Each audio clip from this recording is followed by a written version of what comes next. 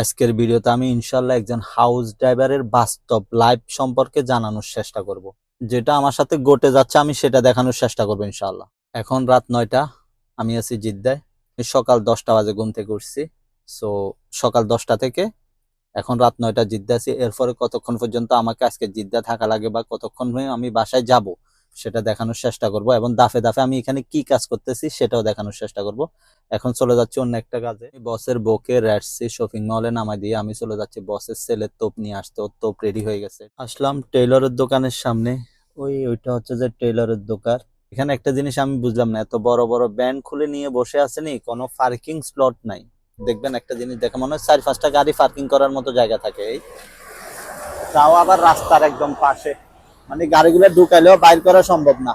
এখন আসলাম মহিলা টেইলরের কাছে বসের বউয়ের ফুস্টান নিতে। আসলাম আবারও রেডসিতে বসের বউকে নেওয়ার জন্য। তো এখান থেকে আরেক জায়গায় যাবে। এখন আছি একটা মাহাত্তায়, বাজতেছে কত, রাত 1টা।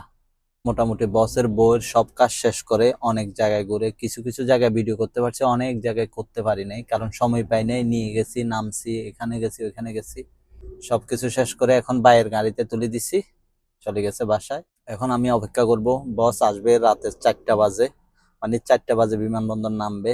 আমি এখনো কোনো খাওয়া দাওয়া কিচ্ছু করি নাই।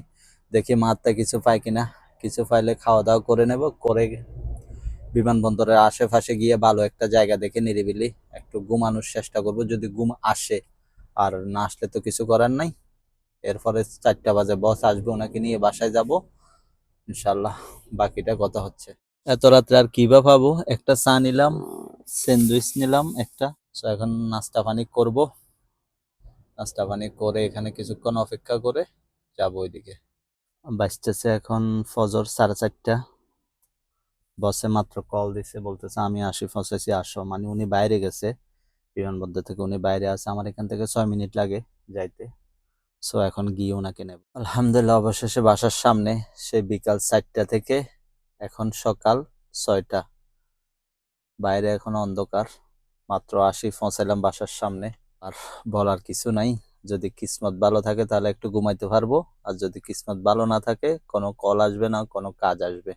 গেছে কাল সকাল 10টায় ঘুম থেকে উঠছি, এখন পরের দিন সকাল 6টা, এখনো ঘুমাইতে পারিনি। এটা হচ্ছে যে সৌদি আরবের একজন হাউস ড্রাইভারের বাস্তব লাইফ।